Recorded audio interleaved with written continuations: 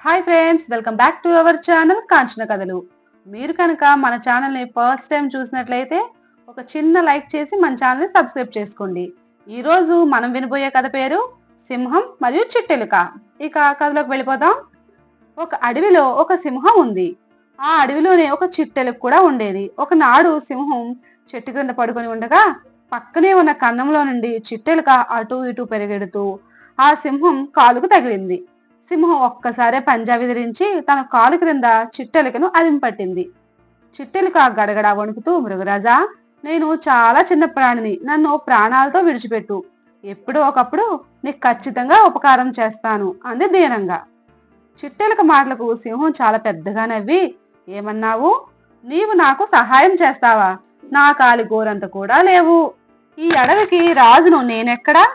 ఊదితే గాలికి ఎగిరిపోయేలా ఉన్నావు నువ్వెక్కడా? నాకు బదులు ఉపకారం చేస్తావా? ఎంత విచిత్రం! సర్లే పో అని సింహం పెద్దగా నవ్వుతూ చిట్టెలుకను వదిలింది. బ్రతుకు జీవుడా అంటూ చిట్టెలుక పారిపోయింది. కొన్నాళ్ళ తర్వాత సింహం ఒక వేటగాడి వలలో చిక్కుకుంది. వలతాళ్లు గట్టిగా ఉండడంతో సింహం ఎంత గింజుకున్నా తప్పించుకోలేకపోయింది. కొంతసేపటికి వేటగాడు వచ్చి తనను బంధించి బోనులో పెడతాడో ప్రాణమే తీస్తాడో అని విచారించుకుంటూ కూర్చుంది సింహం. అటువైపు పరిగెడుతున్న చిట్టెలుక సింహం దీనస్థితి చూసి, అయ్యో పాపం పులిరాజా అని జాలిపడింది. వలతాళ్లను తన వాడి దంతాలతో గబగబా కొరికేసింది. అది చూసి సింహం ఆశ్చర్యపోయింది. అల్ప ప్రాణులు కూడా గొప్ప సహాయం చేస్తాయి అని ఆనాడే తెలుసుకుని సింహం చాలా సంతోషించింది. వలతాళ్లు కొరకడంతో సింహం వల నుండి బయటపడింది. చిట్టెలుక ముఖం చూడ్డానికి కూడా సింహానికి సిగ్గువేసింది.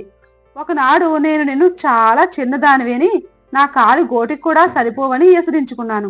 ఈ రోజు నువ్వు నా ప్రాణం కాపాడావు, నన్ను క్షమించు అంటూ సింహం ఆనాటి నుండి చాలా స్నేహంగా జీవించడం మొదలుపెట్టాయి. మన కథకు ఒక చిన్న లైక్ ఇవ్వడం మాత్రం మర్చిపోకండి.